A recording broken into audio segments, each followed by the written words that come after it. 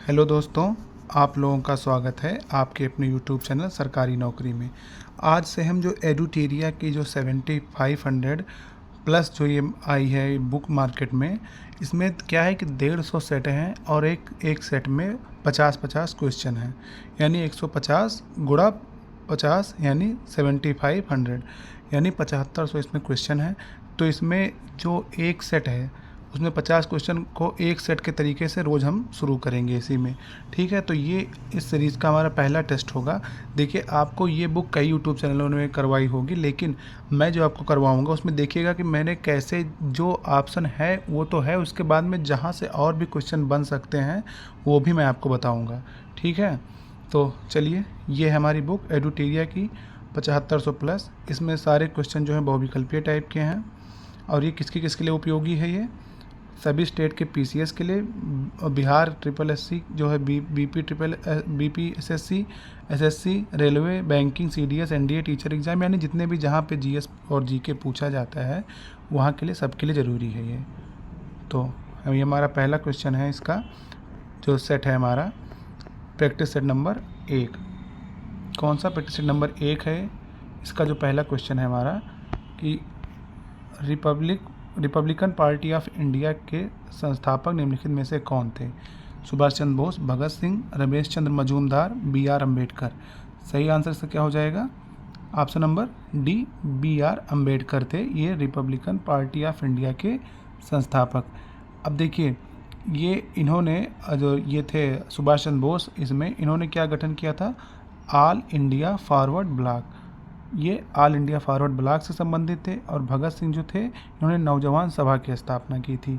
ठीक है, लेकिन आपका राइट आंसर क्या हो जाएगा? रिपब्लिकन पार्टी ऑफ इंडिया के संस्थापक भीमराव अंबेडकर जी थे। अगला क्वेश्चन है कि 1920 की खिलाफत कमेटी में सभा, जिसमें गांधी जी से असहयोग आंदोलन के नेतृत्व को संभालने का अनुरोध किया गया था, वह सभा किस शहर में हुई थी? तो ये कहाँ हुई थी? ऑप्शन है इसका लखनऊ, लाहौर, इलाहाबाद, कराची।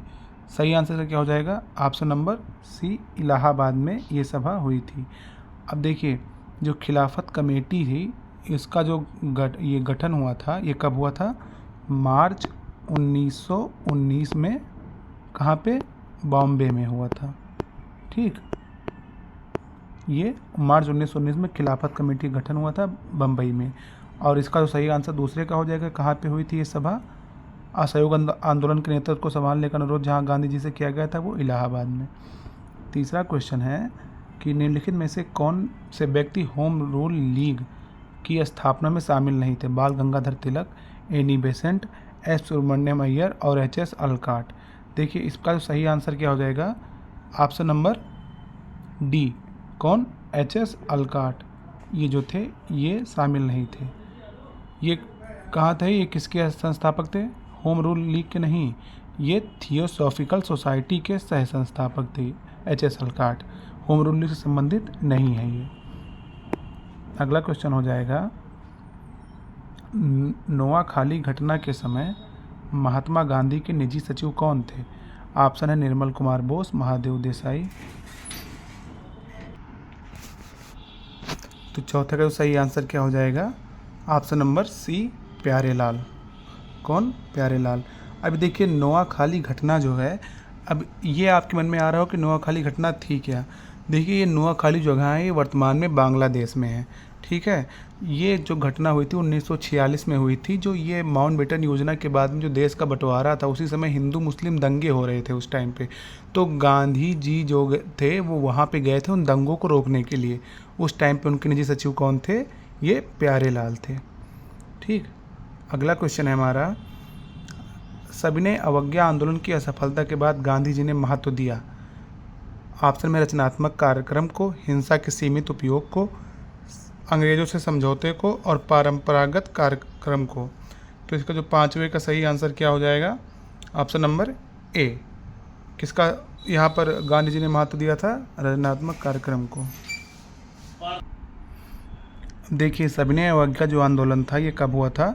1930 में हुआ था, जब ब्रिटिश सरकार ने गांधी जी की 11 सूत्रीय मांगों पर सकारात्मक प्रतिक्रिया नहीं दी थी। तब क्या हुआ था? गांधी जी ने सविनय अवज्ञा आंदोलन की घोषणा की थी 1930 30 में। ठीक, अगला क्वेश्चन है हमारा, बंकिम चंद्र चटर्जी का रचना इनमें से कौन सी नहीं है? दुर्गेश नंदिनी, आनंद मठ, पोस्टमास्टर, देवी चौधरानी। तो जो बंकिम चंद्र चटर्जी की रचना है इसमें से ये पोस्ट मास्टर जो ये नहीं है। पोस्ट मास्टर किसकी रचना है? ये है रविन्द्रनाथ टैगोर जी की। ठीक है, और बाकी दुर्गेश नंदिनी ये भी बंकिम चंद्र चटर्जी की है, आनंद मठ भी है और देवी चौधरानी भी है। अगला क्वेश्चन है हमारा, वर्ष 1911 में किस सामाजिक कार्यकर्ता ने ब्रिटिश विधान परिषद के समक्ष निःशुल्क तथा अनिवार्य प्राथमिक शिक्षा का प्रस्ताव रखा था?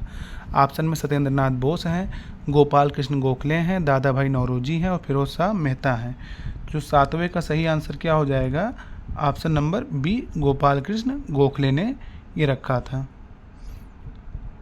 अगला क्वेश्चन है हमारा, निम्नलिखित में से दक्षिण भारत में विजय प्राप्त करने वाला पहला शासक कौन था? ऑप्शन में है अलाउद्दीन खिलजी, शेरशाह, औरंगजेब, बाबर। सही आंसर इसका क्या हो जाएगा? Option number A, Alauddin Khilji. इसने दक्षिण भारत में अपने सेनापति मलिक काफूर को भेजा था। ठीक है, किसको भेजा था? मलिक काफूर को। फिर अगला क्वेश्चन है हमारा, निम्नलिखित में से कौन सा व्यक्ति रंपा विद्रोह से संबंधित है? बिरसा मुंडा, कुशल कुंवर, अल्लूरी सीताराम राजू और मंगल पांडे। तो 9वें का सही आंसर क्या हो जाएगा? अल्लूरी सीताराम राजू। ये रंपा विद्रोह जो था उससे संबंधित हैं ये। ठीक है, और ये कुशल कुंवर कौन थे? कुशल कुंवर थे ये असम विद्रोह से संबंधित है, अहोम विद्रोह असम में। इन्होंने क्या किया था? असम में जो ट्रेन थी उसको पटरी से उतार दिया था। मंगल पांडे को तो आप लोग जानते हैं कि मंगल पांडे 1857 क्रांति में जो मेरठ के बैरकपुर से हुई थी वहाँ से इन्होंने उसका जो बिगुल फूंका था मंगल पांडे ने किया था। बाकी बिरसा मुंडा जो थे ये झारखंड में जो मुंडा विद्रोह है ये उससे संबंधित थे ये। ठीक है, तो इसका सही आंसर अल्लूरी सीताराम राजू, इन्होंने रंपा विद्रोह से संबंध था इनका। क्वेश्चन नंबर 10 है, पागल पंथ की स्थापना किसने की थी? ऑप्शन में बुल्ले शाह, करम शाह, यदुवेंद्र सिंह, स्वामी सहजानंद। तो 10वें का सही आंसर क्या हो जाएगा? करम शाह। पागल पंथ की स्थापना किसने की थी? करम शाह ने। अब देखिए बुल्ले शाह कौन थे? ये बुल्ले शाह जो थे ये एक सूफी संत थे, ये पंजाबी के। बुल्ले शाह सूफी संत पंजाबी के थे। इन्होंने जो कविताएं लिखी थी उसका संग्रह था, उसको काफिया कहा जाता था। ठीक है, अब यदुवेंद्र सिंह कौन थे? यदुवेंद्र सिंह जो थे ये थे एक पटियाला के राजा थे। कौन? यदुवेंद्र सिंह, जो पटियाला है वहाँ के राजा रहे हैं, 9वें और अंतिम राजा थे वहाँ के। बाकी स्वामी सहजानंद को तो आप जानते ही हैं कि स्वामी सहजानंद ही पटना में किसान सभा का गठन इनके द्वारा किया गया था। तो पागल पंथ की स्थापना किसके द्वारा की गई थी? ऑप्शन नंबर बी, करम शाह के द्वारा की गई थी। अगला क्वेश्चन है, पानीपत के युद्ध में बाबर के जीतने का मुख्य कारण क्या था? उसकी घुड़सवारी सेना, उसकी सैन्य कुशलता, तुलगमा पद्धति, अफगानों की आपसी फूट। तो 11 का सही आंसर क्या हो जाएगा? ऑप्शन नंबर सी, तुलगमा पद्धति। अब देखिए तुलगमा पद्धति क्या थी? तुलगमा पद्धति जो सेना होती थी वो 3 भागों में विभक्त हो जाती थी। एक हो जाती थी लेफ्ट से, एक क्या हो जाती थी राइट से, और एक क्या हो जाती थी सेंटर से। ठीक, तो ये तुलगमा पद्धति बाबर ने यहाँ पर अपनाई थी पानीपत के युद्ध में। तो वहाँ पे उस पानीपत के युद्ध को जीतने में ये जो पद्धति थी उसने उसका बहुत योगदान था। अगला क्वेश्चन है हमारा, क्वेश्चन नंबर 11 है, मध्यकाल में जौनपुर में स्वतंत्र सरकी राजवंश की स्थापना किसने की थी? ऑप्शन में मलिक उल सर्क, हुसैन शाह सरकी, शमसुद्दीन इब्राहिम शाह, फिरोज शाह तुगलक। तो जो 12वें का सही आंसर क्या हो जाएगा? ऑप्शन नंबर ए, मलिक उल सर्क ने इसकी स्थापना की थी। अब देखिए कि ये जो थी मतलब मध्यकाल में जौनपुर में स्वतंत्र सरकी राजवंश। अब जौनपुर से एक क्वेश्चन और आता है, इसको पूर्व का सिराज भी कहा जाता है जौनपुर को। ठीक है, जौनपुर शहर की जो स्थापना हुई थी वो फिरोज शाह तुगलक ने की थी अपने बड़े भाई मोहम्मद बिन तुगलक, जिसको जौना खां बोला जाता था, उसके याद में की थी। दोनों में कंफ्यूज मत होइएगा आप। जो जौनपुर शहर है उसको पूर्व का सिराज कहा जाता है। स्थापना फिरोज शाह तुगलक के द्वारा किसकी स्मृति में? अपने बड़े भाई मोहम्मद बिन तुगलक के। अगला क्वेश्चन है हमारा, अधिक संख्या में दफनाए गए बच्चों के सावधान प्राप्त हुए हैं। क्वेश्चन नंबर 13, ऑप्शन मालवा संस्कृत, जारवे संस्कृत, कायथा संस्कृत या आहार संस्कृत से। इसका सही आंसर क्या हो जाएगा? ऑप्शन नंबर बी, जारवे संस्कृत से ये प्राप्त हुए हैं। ठीक है, जारवे संस्कृत में क्या है? ये जो ताम्रपाषाण कालीन पुरातात्विक संस्कृति थी, जारवे संस्कृति, ये महाराष्ट्र के अहमदनगर जिले से संबंधित थी। जारवे संस्कृति कहाँ से? महाराष्ट्र के अहमदनगर जिले से संबंधित थी। ये क्या, कौन सी संस्कृति थी? ताम्रपाषाण कालीन पुरातात्विक संस्कृति। ठीक है, अगला क्वेश्चन है हमारा क्वेश्चन नंबर 14। भागवत संप्रदाय के विकास में किसका योगदान अत्यधिक था? पार्थियन का, हिंद यूनानी का, कुषाण का या गुप्त का? तो 14 का सही आंसर क्या हो जाएगा? ऑप्शन नंबर डी, भागवत संप्रदाय के विकास में सबसे ज़्यादा योगदान गुप्त शासकों का था। ठीक है, अगला क्वेश्चन है हमारा, धमेक स्तूप कहाँ स्थित है? आगरा में, मिर्ज़ापुर में, जौनपुर में या सारनाथ में? तो 15 का सही आंसर क्या हो जाएगा? धमेक स्तूप ये सारनाथ में स्थित है। फिर है, वह सुल्तान कौन सा था जिसने खलीफा के अधिकार को मानने से इनकार कर दिया था? इल्तुतमिश, अलाउद्दीन खिलजी, बलबन या मोहम्मद बिन तुगलक? तो जो 16वें का सही आंसर क्या हो जाएगा? Option number B, Alauddin Khilji. अब देखिए, खलीफा आपके मन में आ रहा होगा कि खलीफा होता क्या था? खलीफा जो थे वो जो पैगंबर होते थे उनके उत्तराधिकारियों को बोला जाता था, जो खलीफा बोला जाता था। जैसे आप सुनिए कि ये जो अलाउद्दीन खिलजी थे ये पैगंबर को मानने वाले थे, तो इन्होंने जो खलीफा थे वहाँ पे उनका विरोध करना शुरू कर दिया था अलाउद्दीन खिलजी ने। अगला क्वेश्चन है क्वेश्चन नंबर 17। यूरोप को उत्तरी अमेरिका का कौन सा सागर या महासागर अलग करता है? ऑप्शन में उत्तरी अटलांटिक महासागर, प्रशांत महासागर, काला महासागर या कैस्पियन महासागर? तो 17 का सही आंसर क्या हो जाएगा? यूरोप को उत्तरी अमेरिका से अलग करने वाला सागर उत्तरी अटलांटिक महासागर। ऑप्शन नंबर ए इसका सही हो जाएगा। अगला क्वेश्चन है हमारा, शिवालिक शैल समूह के दक्षिण में भाबर क्षेत्र उदाहरण है किसका? मध्यभूमि स्थिति का, अंतरा पर्वतीय स्थिति का, गिरिपद स्थिति का या इनमें से सभी? तो 18 का सही आंसर क्या हो जाएगा? ऑप्शन नंबर सी, गिरिपद स्थिति का। अब देखिए, गिरिपद स्थिति क्या होती है? जैसे आप देखेंगे कि मैं आपको एक रफली फिगर बना के दिखा रहा हूँ। जैसे इसमें आप देखिए कि ये हो गया आपका क्या? पहाड़। फिर ये पहाड़ का जो ऐसे होने के बाद में समतल मैदान हो गया। ये मैदानी भाग अगर जिसको देख लीजिए तो पहाड़ से नीचा और मैदानी भाग से ऊपर जो असमतल चीज़ रहती है, असमतल मैदान, ये उसी को बोला जाता है गिरिपाद। ठीक है, ये पहाड़ होगा, जो गिरिपाद होगा वो क्या होगा? पहाड़ से तो नीचे होगा लेकिन मैदान से ऊपर असमतल क्षेत्र होगा, उसी को आप लोग गिरिपाद बोल सकते हैं। ठीक है, तो ये शिवालिक जो शैल समूह है ये किसका है? ऑप्शन नंबर सी, गिरिपाद स्थिति का। ये अगला है, निम्नलिखित में से कौन सा सौर परिवार से संबंधित नहीं है? क्षुद्र ग्रह, निहारिका ग्रह या धूमकेतु? इसका सही आंसर क्या हो जाएगा? ऑप्शन नंबर बी, निहारिका। निहारिका तो है क्या? बेसिकली ये ब्रह्मांड में जैसे अनगिनत तारे होते हैं जो समान रूप से वितरित न होकर बड़े बड़े समूहों में पाए जाते हैं। जो तारे होते हैं वो क्या रहता है कि बड़े बड़े समूहों में पाए जाते हैं। तो जो तारों का प्रत्येक समूह रहता है उसी को हम लोग निहारिका बोलते हैं। अगला क्वेश्चन है हमारा, ये मिलाने वाला है। देखिए, इसमें कह रहा है कि अनुच्छेद दिया है एक तरफ, दूसरी तरफ उसका मैच दिया है कि कहाँ से है ये। जैसे अब इसमें जो सही आंसर इसका क्या हो जाएगा? ऑप्शन नंबर 20 का ए, क्वेश्चन नंबर 20 का सही आंसर ए हो जाएगा। देखिए, मिलाइए, मैं आपको मिलवा रहा हूँ। जो 26 है ये धार्मिक कार्यों के प्रबंध की स्वतंत्रता देता है। 25 से 28 तक धार्मिक स्वतंत्रता का अधिकार दिया गया है। तो 26 यानी धार्मिक कार्यों के प्रबंधन की स्वतंत्रता दे दिया। फिर अनुच्छेद 40 किससे संबंधित है? ग्राम पंचायतों गठन से संबंधित है।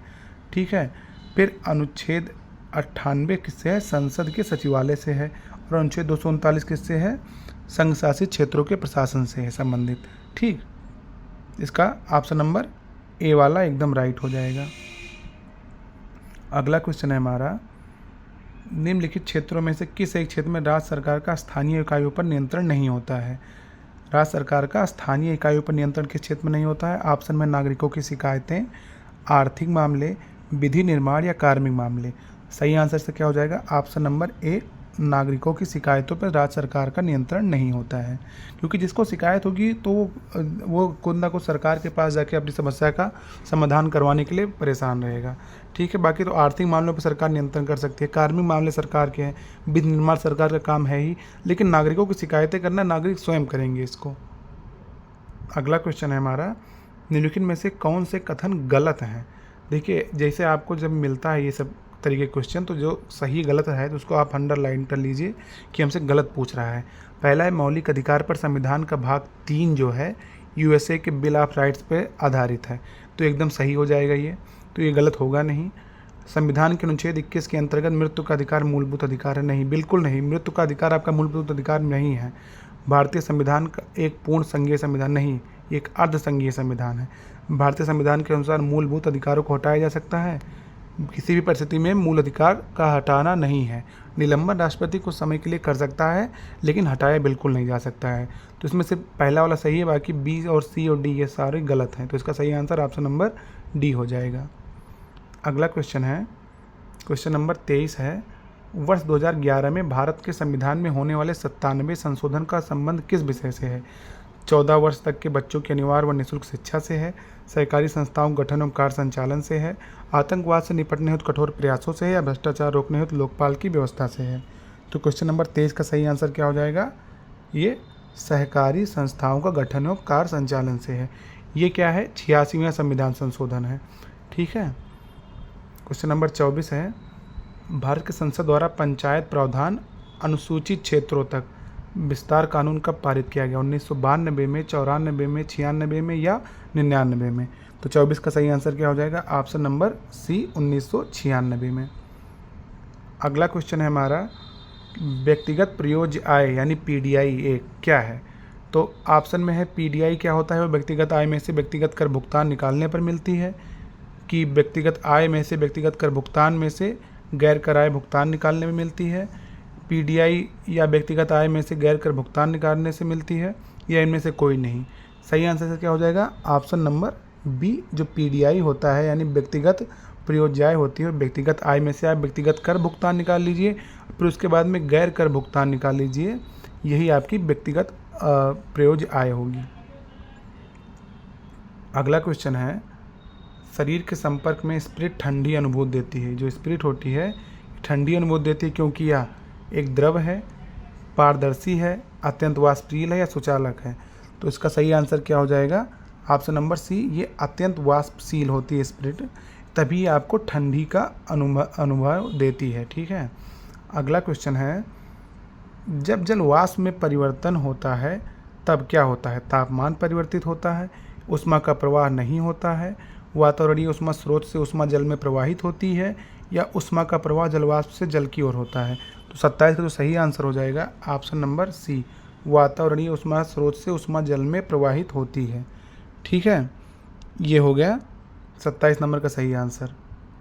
अगला क्वेश्चन है, हरे पौधे सूर्य के प्रकाश की ऊर्जा का कितना प्रतिशत ग्रहण करते हैं और उसे खाद्य ऊर्जा में परिवर्तित करते हैं, 2%, 1%, 5% या 10%। तो 28 का सही आंसर क्या हो जाएगा, ऑप्शन नंबर बी, 1% जो ऊर्जा है उसको ग्रहण करते हैं और खाद्य ऊर्जा में परिवर्तित करते हैं।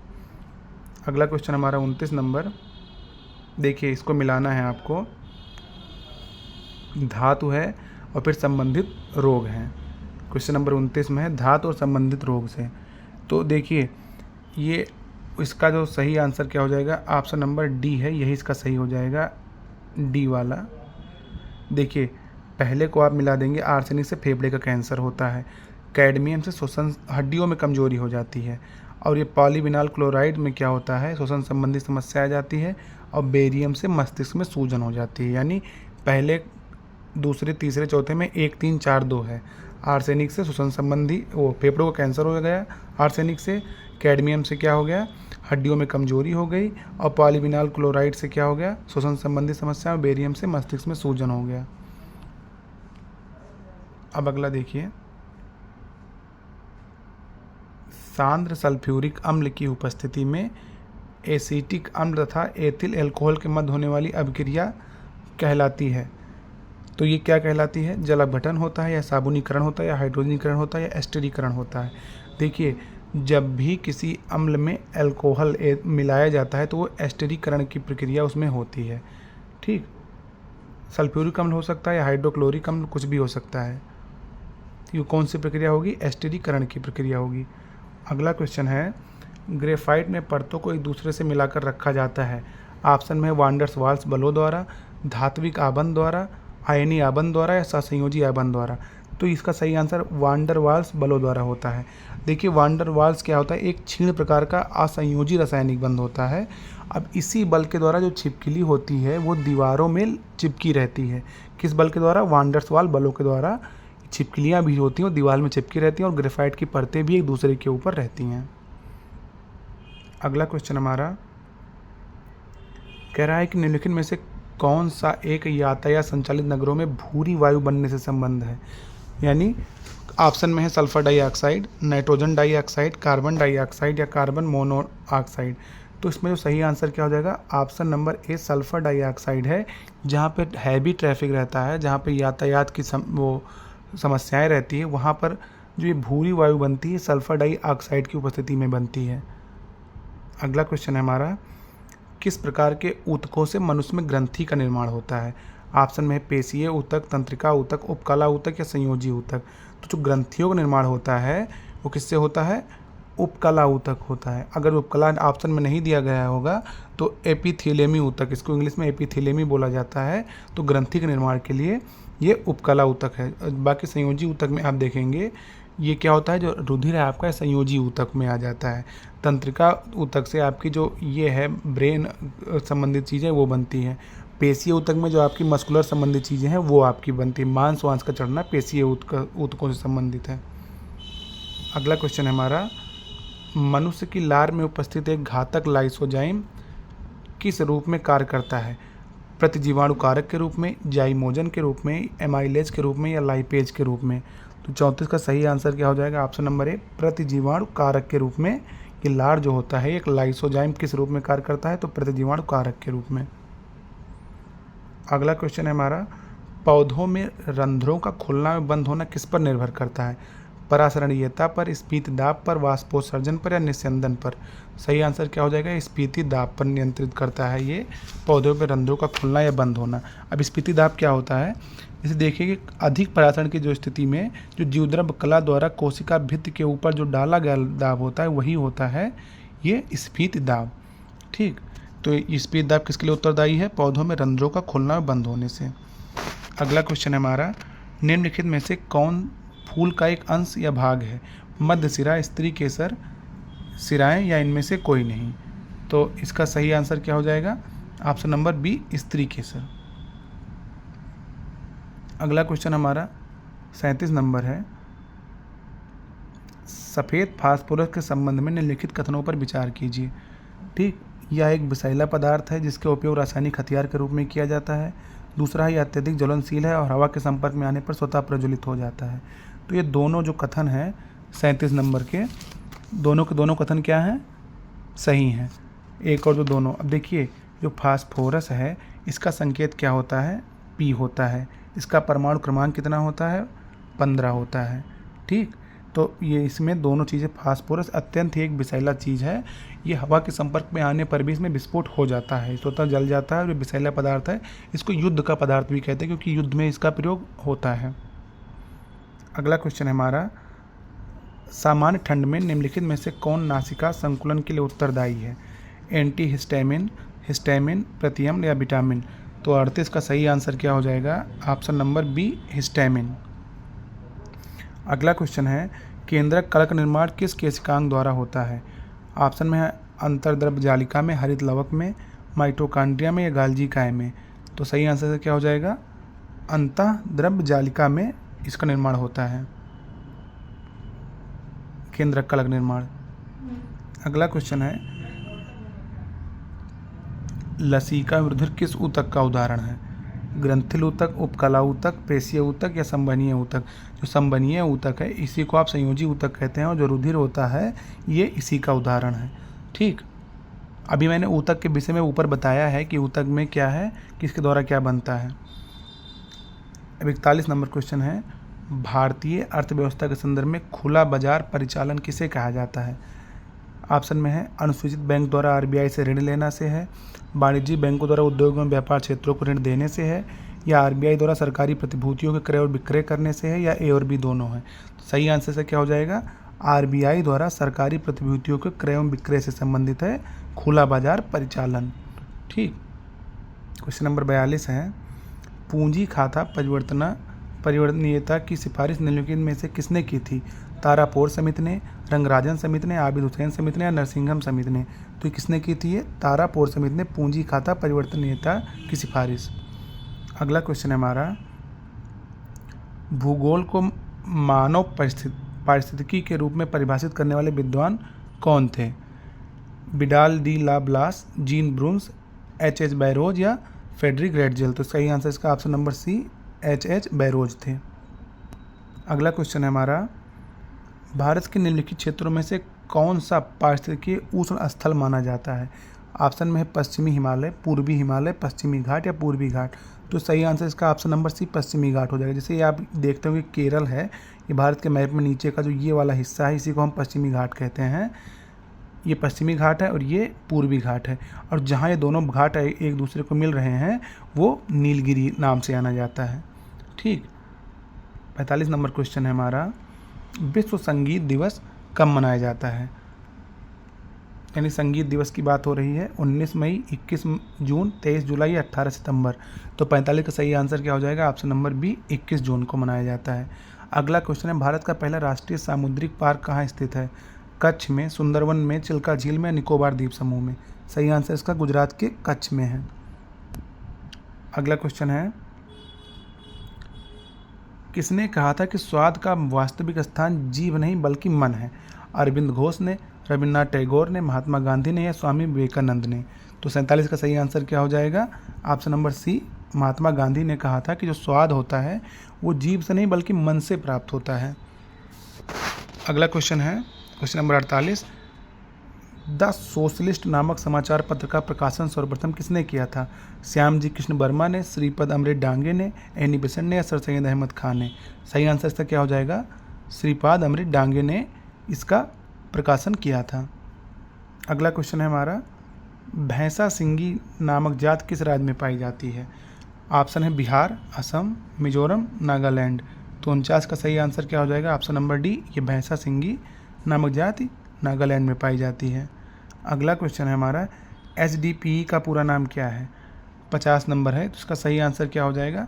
High density polyethylene. ठीक, ये HDPE है। अब देखिए इसमें जो नीचे दिए गए हैं स्मरणीय तथ्य, इसको आप देखिए, ये बहुत ज़रूरी है। आदमी सिर्फ 50 क्वेश्चन पर फोकस करता है, लेकिन इसमें जो ये दिए रहते हैं ये भी बहुत ज़रूरी हैं। इसको आप देख लीजिए, भारत में मानव का सर्वप्रथम साक्ष्य कहाँ प्राप्त हुआ? नर्मदा घाटी से प्राप्त हुआ है। सर्वप्रथम प्राचीनतम अस्थायी जीवन का प्रमाण मेहरगढ़ से मिले हैं। एक ही कब्र से 3 मानव कंकाल के अवशेष से दमदमा से मिले हैं। गर्त आवास के साक्ष्य बुर्जहोम से प्राप्त हुए हैं। मानव के साथ कुत्ते को दफनाने का साक्ष्य बुर्जहोम से ये भी मिला है। जुते हुए खेत का साक्ष्य ये कालीबंगा से मिला है। फिर क्या है, अग्निकुंड का साक्ष्य कहाँ से मिला है? अग्निकुंड का साक्ष्य कालीबंगा एवं लोथल से मिला है। और युग्म समाधियाँ ये भी कालीबंगा एवं लोथल से मिली हैं। तो ये एडुटीरिया की जो हमारी बुक है 7500+ का, उसका पहला क्वेश्चन आंसर सेट था। आशा करता हूँ कि वीडियो आपको समझ में आई होगी, और जो चीज़ आपको कमी लग रही है वीडियो में तो कमेंट करके हमको ज़रूर बताइए। तो मिलते हैं अगले सेट के साथ, तब तक आपको वीडियो अगर समझ में आ रही है तो लाइक शेयर और सब्सक्राइब ज़रूर करिए।